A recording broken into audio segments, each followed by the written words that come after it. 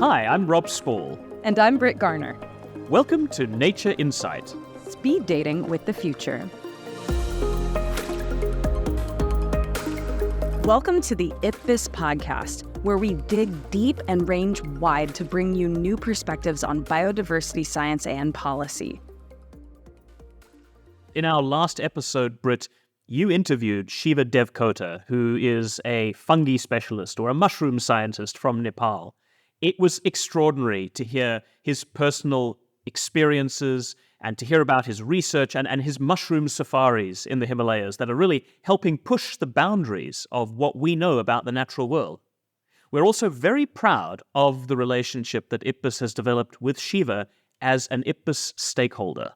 Okay, I will say that word, stakeholder, we hear it so often, especially within the IPBES framework and just general policy science interface. But I think the word stakeholder might be not totally well understood. What does IPBES mean when it talks about stakeholders? Who are they? Like, what stake are they holding? When we talk about stakeholders in IPBES, we're talking about any person or any organization that can benefit from the work that IPBES does or that can contribute to our work. So it really is a very wide definition. And I think one of the things that makes it so different for IPBES is that for us, stakeholders aren't just a bolt-on to the organization. They're really a core part of who we are and what it is we do. And because of that, IPBES has created space specifically for groups and for individuals to benefit from and to contribute to our work. We have two self-organized umbrella organizations. One is the open-ended network of IPBES stakeholders, also known as ONET, and the other is the International Indigenous Forum on Biodiversity and Ecosystem Services, or IIFBES. Even with you mentioning these examples, it's still hard to kind of imagine the specifics when there are just so many and varied ways that stakeholders might work with and support IPBES. So, I'm looking forward to hearing from one of them today. Well, you're in luck, Britt, because we're going to hear not from one, but from three IPBES stakeholders. What a treat. We're going to be starting with a former colleague of ours, Flore Lafaye de Micheaux. Flore was the Stakeholder Engagement Officer with us at IPBES for a number of years. And when I spoke to her, she told me about how she learned early in her career of the importance of stakeholder relationships.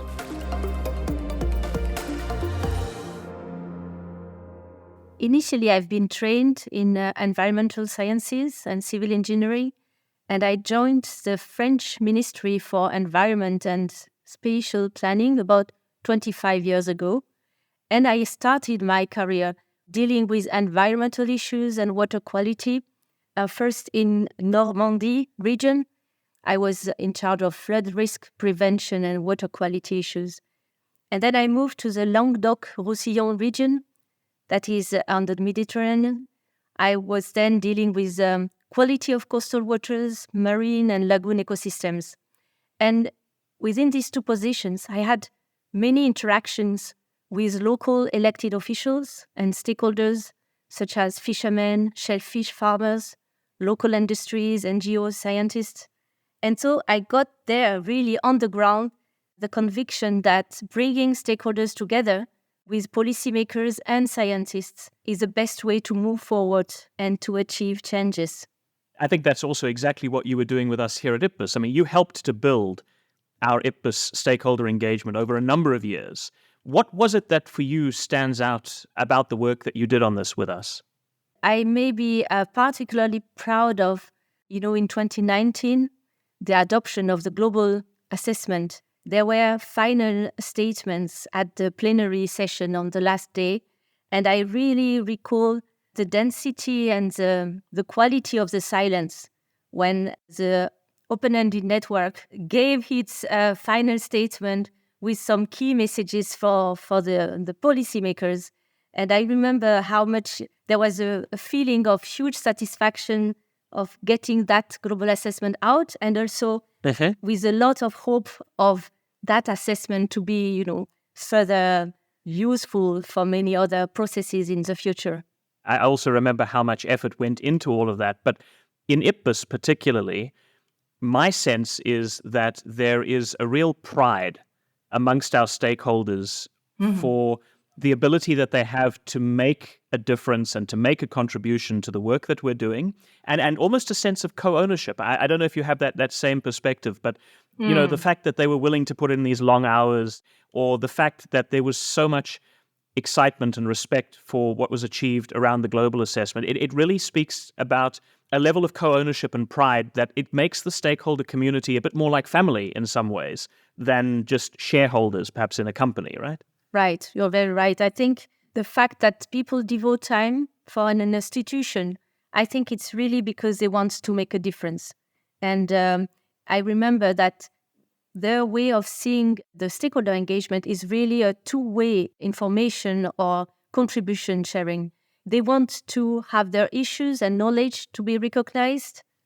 Especially, I'm thinking of the two, existing IPBES stakeholder networks. Yes. IIFBES, the International Indigenous Forum for Biodiversity and Ecosystem Services. They are very much involved in the IPBES work, especially for ILK. Indigenous and local knowledge. Yes, right. And on the other hand, ONET, the open-ended network of IPBES stakeholders, is very much involved in preparing the stakeholder days, in reaching out to young professionals. It has also a section dedicated to promoting social sciences within IPBES work. So all these people who spend time for these networks are really willing to contribute for IPBES products and further to bringing this to the whole biodiversity community. I wasn't around when IPBES was first created more than 10 years ago, but I think it's fair to say that stakeholders were in the DNA of the organization when it was created. One of the things that I think reflects that, the fact that IPBES pushes so hard as part of its conceptual framework to include Indigenous and local knowledge and all of the different types of disciplines and as many voices and knowledge systems as possible, I think that's also reflected in its approach to stakeholder engagement. Exactly. The existence of the Indigenous Group Network to have this ability to give a seat and a space for this particular knowledge, it's quite unique in such intergovernmental platforms. What is it, do you think, that the stakeholders gain from being involved with IPBES? There are two dimensions. One is maybe some very tangible things, just accessing to a very detailed, if you think the global assessment is about 1,000 pages of a range of very up-to-date references. It's a very useful tool. But also they can get a good network, they can access to experts, they can also get some visibility in their own institutions. So I think these are tangible aspects. And the other aspect is contributing to bottom-up approaches, helping to design robust and fair participation processes. And I know also other people who are, for example, trying to have an impact on policymaking while they are doing research on very descriptive micro phenomena in animals or plants, but then contributing to IPBES help them to have another type of impact. That's really important. Even if you're one of the world's leading experts in a scientific subject or in a particular field, quite often you don't have direct impact on changing policy or changing decisions or influencing investments or changing approaches. You can inform, but it's often quite difficult to make an impact. One of the things you did when you were leading stakeholder engagement was helping IPBES to identify and map its stakeholders. How did IPBES go about doing that? And why was that important? Yes, you recall me about this stakeholder survey. Yes, exactly, the survey. That we launched in 2022. It was a very ambitious one with a long process to design it. It has two aspects, in fact. One was to inform people of many aspects of IPBES that they may have not encountered. So it was a way of giving some awareness of all the products of IPBES that were available, but also all the way to engage with IPBES. But at the same time, it was a way to map the people that are interested in IPBES and to understand their interests and also the barriers they had to engage with IPBES. It helped us to identify which parts of the world were perhaps most engaging with IPBES and perhaps less engaging with IPBES geographically, but also to help try and identify what kinds of disciplines were engaging with IPBES? You know, was it all natural scientists? Were there some social scientists? That identification process was important because it helped find the gaps. When we did that, when we were looking for the gaps, what stands out for you about that finding and what we were able to actually work out from that mapping exercise? First of all, there was this language constraints with some part of the world, and that led us to being more cautious in trying to find the right way to engage with these people with barriers of language. And especially, I remember that in the Stakeholder Day online in 2021, we had new languages brought in, like Russian, etc., to have more people to be able to join the discussions. I mean, we had the interpretation. So language was one, and capacity and funding resources were also very much pointed at by some respondents. And especially for capacity, I remember also that one aspect was the difficulty to devote time for what you have to do in your own activities and also giving this extra time for IPBES. And one aspect was some recognition by institutions, especially research institutions, that were important for stakeholders. And I think this improved. It's a continuous process. And it was a way of learning where there were still gaps and how to help people to get better ways and more efficient ways of interacting and giving opportunities to engage with IPBES. Definitely. So for IPBES, every person is potentially an IPBES stakeholder, and most organizations are potentially IPBES stakeholders, because for IPBES, the stakeholders are anybody or any organization that can benefit from our work or contribute to our work. So everybody who's listening to this podcast is potentially an IPBES stakeholder. What message would you like to leave with each of them about taking the time to engage or to engage more with IPBES? I would like maybe to share my belief that change has to be incarnated by people.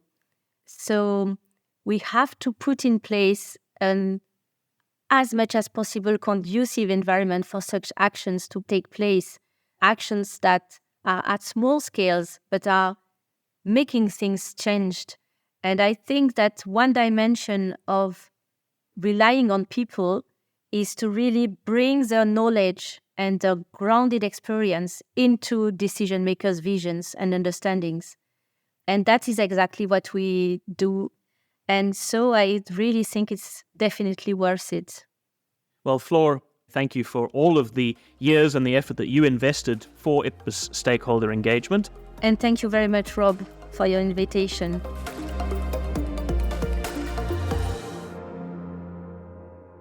I think it's really powerful how she is making an argument for personal involvement. The more people we're bringing in, we have this rallying cry, and the more diverse those voices are, the better that momentum might be.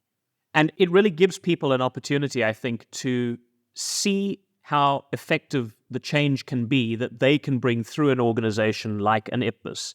To a lot of people, an intergovernmental platform sounds very removed from any chances that they might have to either make a contribution or even adapt or change something. And I think the ability to do that as an engaged stakeholder, where you're not just receiving information or taking information and helping promote that information, but you're actively involved in contributing and participating in the processes, it makes a big difference. I think another thing that stood out for me was, part of being an effective stakeholder is having your voice be heard and valued. We talk so much about values, but also in terms of multiple voices, we try to do that on this podcast, to hear from these different perspectives. I'm curious, what kind of perspectives do you also have at the table in the IPBES tent when we talk about stakeholders? So one of the things that we've talked about a few times in past seasons of the podcast and a few of the episodes is IPBES is determined to try and bring in as many knowledge systems and types of evidence and voices of expertise and knowledge as possible. And because of that, stakeholder engagement for IPBES is about reaching out to widen this tent and open up the stakeholder tent. So one of the really important groupings within IPBES stakeholders tends to be the viewpoints of Indigenous peoples and local communities. And one of the people who we're going to be talking to today is Joji Cariño. She's a senior policy advisor for the Forest Peoples Program, but she also helped to establish IIFBES, the umbrella stakeholder organization for Indigenous voices and Indigenous stakeholders within IPBES.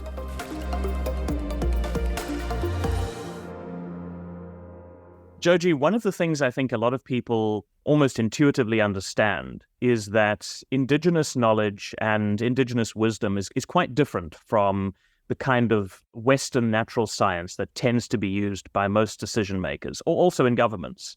Why do you think it's important for Indigenous peoples and local communities to be part of science policy research and science policy platforms? Yes, I think we're living today in societies which are more characterized as knowledge societies. We use our knowledge and understanding of the world to solve the problems that we have. And I think it is increasingly understood that there are limitations to Western sciences, and that, in fact, what is required is all the knowledge of all cultures and all societies. I guess that makes a lot of sense, because if you're a government or a decision maker trying to make the best possible choices, it's best to have as much evidence and as many options from as many different types of knowledge systems as possible, right? Yes. Now, Joji, you're part of something called the International Indigenous Forum on Biodiversity and Ecosystem Services, IIFBES. Can you tell us a bit more about IIFBES? When we look at Indigenous peoples and local communities, most of us operate locally. There are not very mechanisms and structures that fully operate at national, regional, or global levels. And it was to fill that gap that we actually established a network amongst ourselves. This long name of International Indigenous Forum on Biodiversity and Ecosystem Services actually directly grew out of our engagement with the CBD. The CBD, that's the UN's Convention on Biological Diversity, right? Yes, that's right. And for decades, directly in its articles, there is the recognition of traditional knowledge, because there the parties have recognized forum. It's called the International Indigenous Forum on Biodiversity. And they actually use this forum to seek advice and to get some guidance. So when we started engaging with IPBES, we already knew the importance of having a mechanism whereby we could engage with parties. Could you give us an example of a particular person or a particular type of community that otherwise might not have been involved in something like science policy that has become involved? Yes. For example, our partners and the communities in northern Thailand, they engage in rotational agriculture. From a science point of view, this is seen as a harmful practice. However, this is actually well established to be sustainable in many areas of the tropical forests where this is managed with sufficient management and follow systems. And because of this, for example, the land degradation assessment and also the pollination assessment, these issues come under scrutiny by IPBES. We had a follow-up workshop on pollinators in this community that contributed to the earlier assessment. And contrary to the general trend of sharp decline in pollinators, in these communities, the trend was for increasing bees and pollinators. And the reason for that was because their forests were intact. The government was promoting use of pesticides for cornfields and plantations around their territories, that the birds and bees were actually flocking into these areas that were being managed by the communities. So the knowledge from these communities of how they actually take care of bees, the regeneration of forests under rotational farming, is actually a major contribution to fighting degradation, actually. I remember one of the member states, just after I joined IPBES, one of the member state representatives saying to me about the pollination assessment that she particularly found it incredible that some of the knowledge from like a 10th generation beekeeper in an indigenous community was of more relevance and perhaps more useful than some of the knowledge that was coming from tenured professors. So I remember that having a particularly great impact. How do indigenous peoples who contribute to IPBES benefit from making that contribution? Because clearly the science is benefiting and the member states are benefiting, but how do the people from indigenous communities and local communities benefit from making that contribution?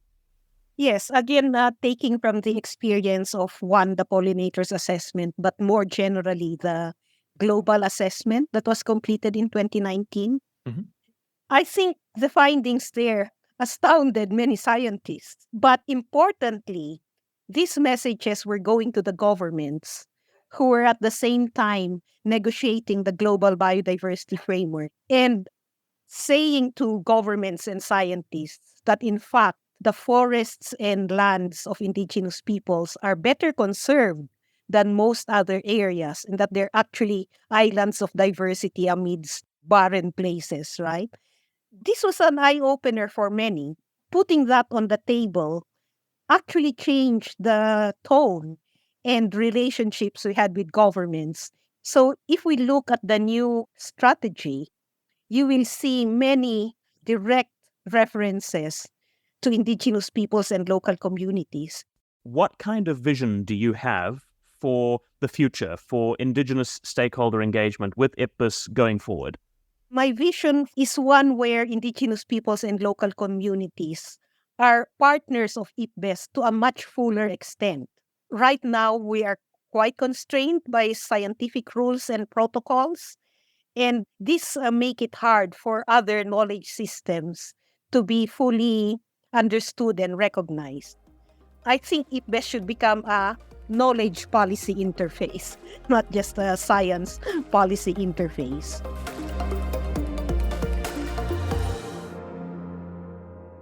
I love this idea of sort of widening the concept of science policy interface to knowledge policy interface, just because there are so many things that can be involved when we talk about information and ways of knowing. You and I have talked in the past, Britt, about how definitions of words become so important when we're dealing with so many different types of cultures and knowledge systems. So absolutely, I mean, whether or not you count something as legitimate, credible knowledge and legitimate and credible evidence in a science policy or a knowledge policy platform, it's a really important point to be open about and to be flexible on in terms of what you really take into account in your decisions. Yeah, and I think it's also super cool to think about directionality. So as Joji was saying, this idea of not only being impacted by these conversations and choices and policy being made, but also impacting it. So having this bidirectional cause and effect chain for these local communities.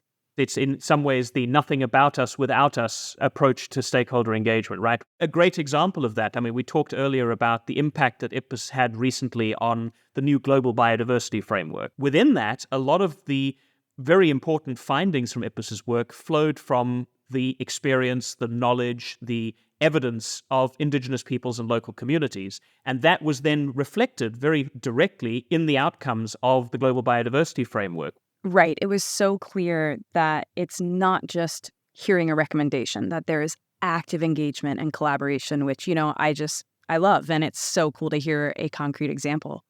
We're going to hear another concrete example in a moment, because the largest grouping of self-organized IPBES stakeholders, as we mentioned at the top of the program, is the Open-Ended Network, ONET. It's really diverse in the terms of the kinds of experience and the individuals who are members of ONET, and I got to speak to one of them.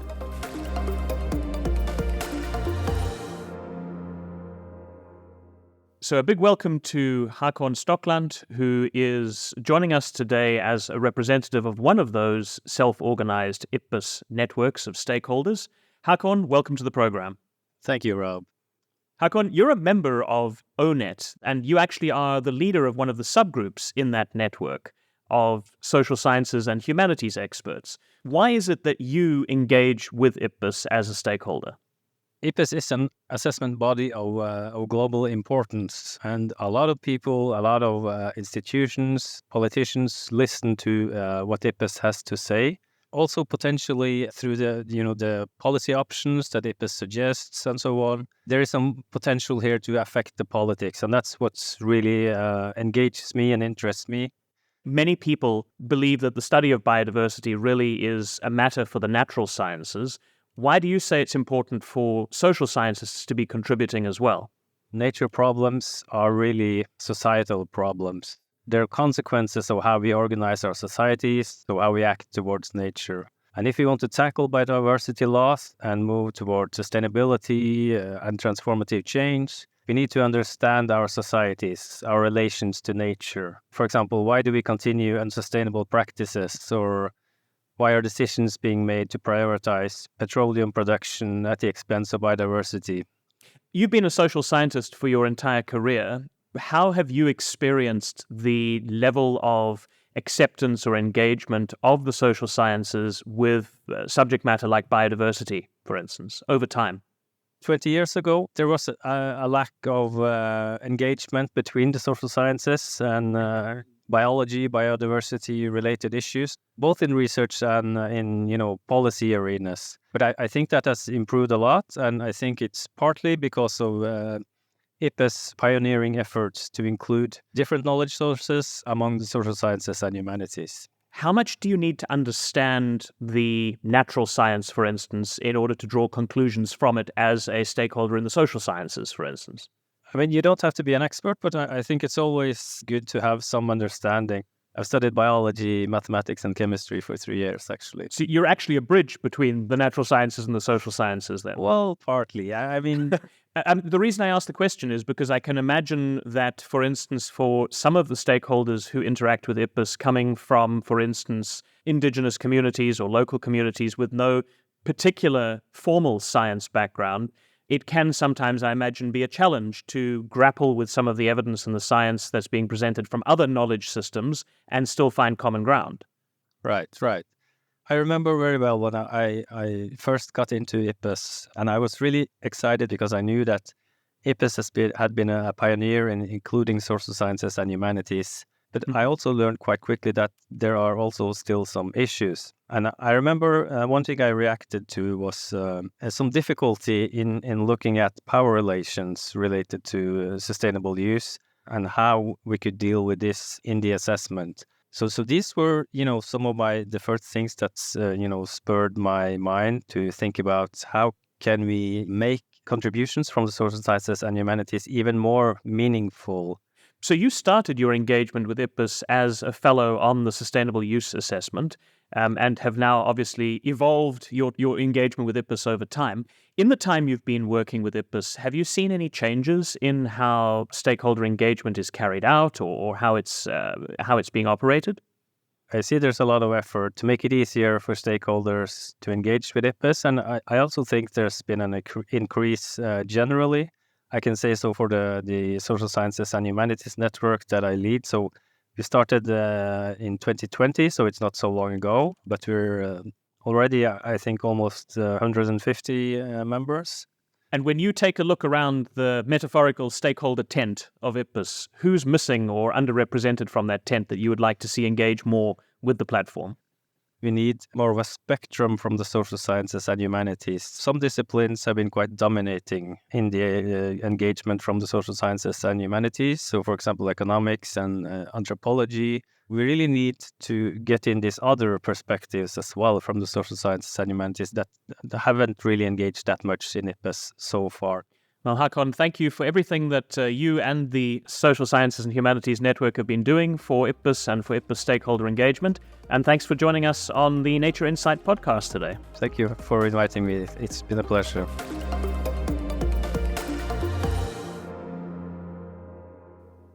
I love a good challenge.